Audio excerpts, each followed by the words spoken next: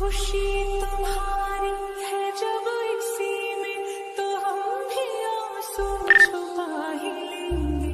वजह जो